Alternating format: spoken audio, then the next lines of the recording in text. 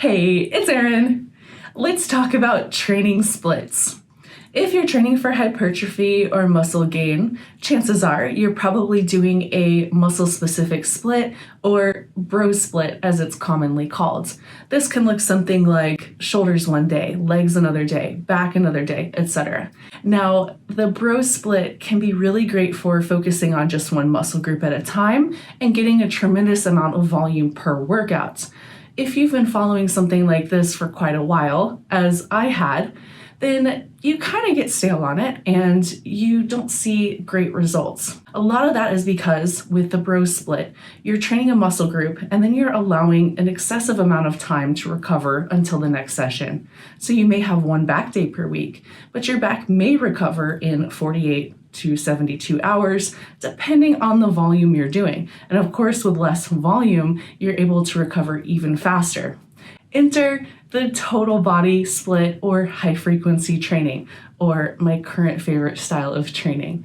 Now, this is going to allow you to hit each muscle group every single training session, which might sound excessive, but we're going to delve into the details just a little bit in order to better understand why total body training can be a viable option if you're doing a bro split or muscle specific split, even if you're doing something like a push-pull or upper body, lower body days.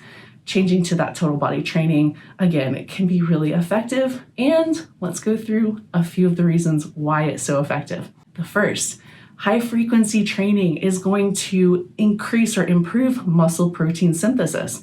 Now, keep in mind, each time you're training this muscle, you are sending a signal to your body to repair and to regenerate that area, hence making the muscle stronger and or bigger each time you train. Now, of course, to grow the muscle, you're going to have to be on either maintenance and probably going to want to be in a caloric surplus, and the caloric surplus is going to allow you to grow. So keep in mind that diet is going to change, or diet is going to have a huge effect on what your muscle is going to do. So you have this increase in muscle protein synthesis because you're hitting that muscle group multiple times per week instead of just once or twice per week. Now, with each workout in that total body split, you're getting better quality for each rep, for each set.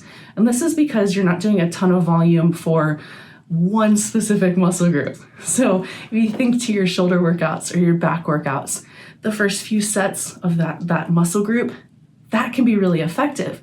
But you get into this junk volume territory as you push through the workout and you're doing a lot of reps on a muscle that is already fatigued. Now with that total body training, you've got 3 to 6 sets per muscle group, and you're able to perform this with high quality because by the time you start to fatigue, you're on to the next muscle group.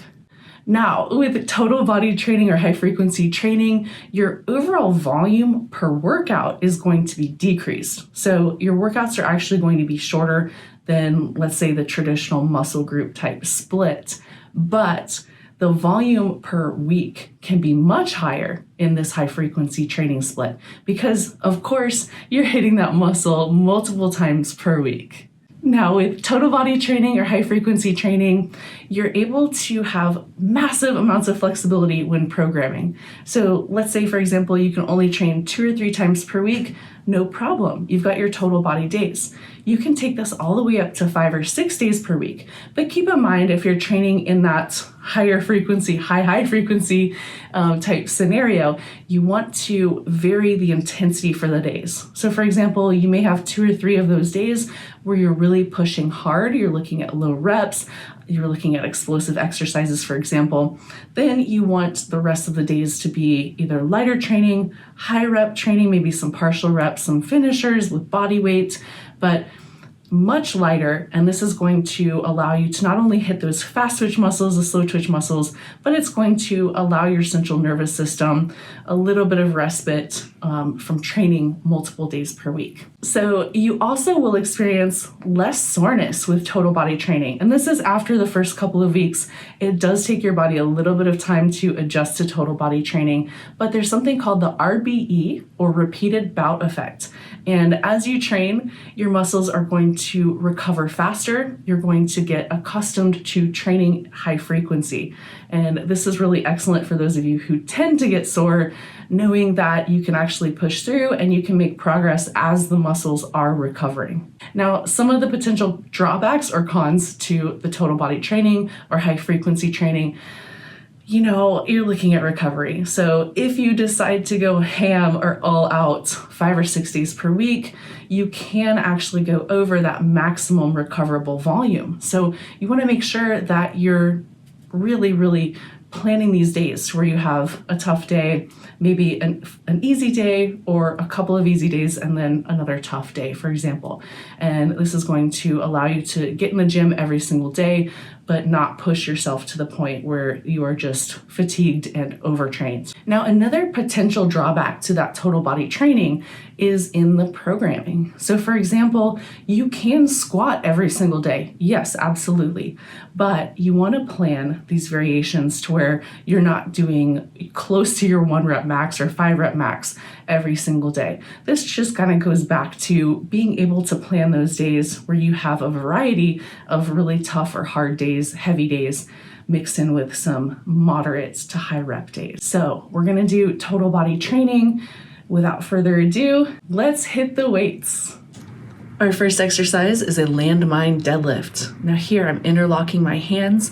This is going to provide better grip strength and stability. Feet should be 1.5 times shoulder width. Now keep in mind, as toes are pointing forward, knees should point forward. So I have my toes out slightly, knees are out slightly. Weight is going to be pushed through the heels. Keep the upper body as tall as possible. And think about hinging more at the hip than at the knee. Arms are going to be extended fully. So I'm trying not to use my upper body at all except to stabilize. Now here I'm both using the weight, of course, as resistance, but you want to almost push against this weight. And this is going to provide another level of resistance, really help you target those glutes and those hamstrings. So you're going to exhale on the way up, nice slow negative. Next, we're moving on to back hypers. Now, my feet are low on the platform, toes out slightly. Back stays flat. You're hinging at the hip here too. Now look at my upper body. It's sort of like a turtle, tucking the chin and rounding the upper back at the mid-rep point. What this is going to do is it's going to shift that emphasis from hitting the lower back, which we really don't want to hit so much. We're trying to hit the glutes and the hamstrings here. If it was a lower back exercise, go ahead and really extend through the upper body.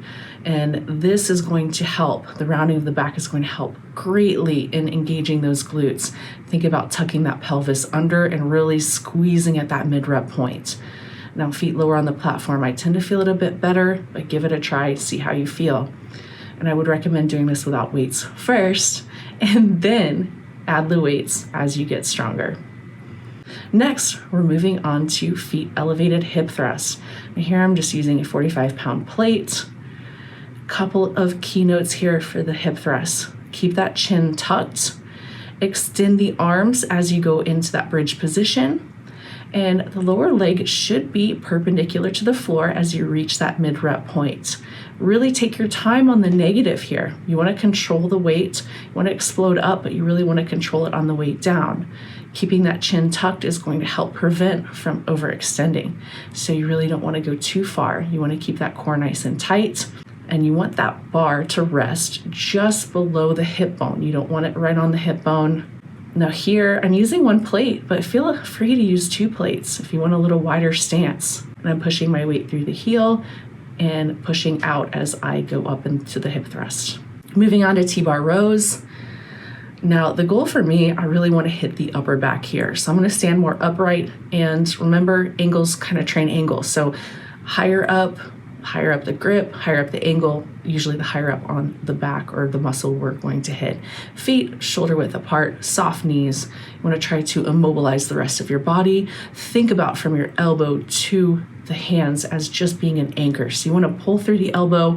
Think about squeezing those shoulder blades together at that mid-rep point, going nice and slow, exhaling as you pull.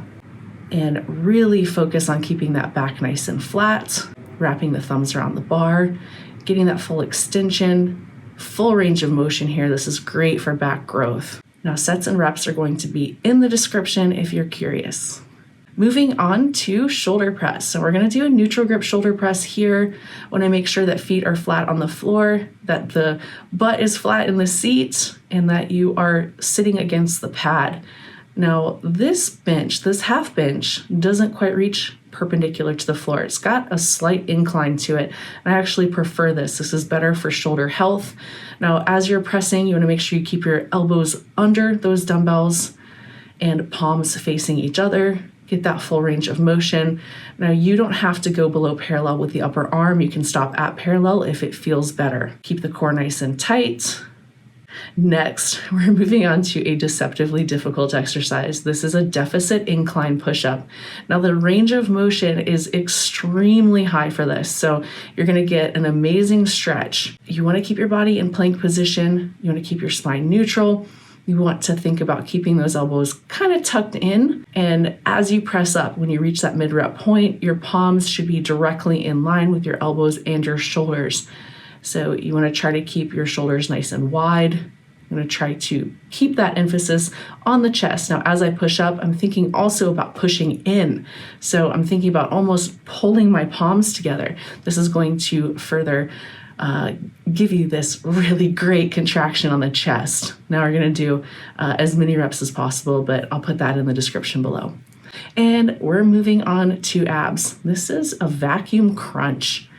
And I absolutely love this exercise for not only training the rectus abdominis or the six pack, but you're also going to train that TVA, which is the internal girdle. This is excellent for stomach control, core strength, balance, injury prevention. So for this, you want to hold that partial vacuum as you crunch.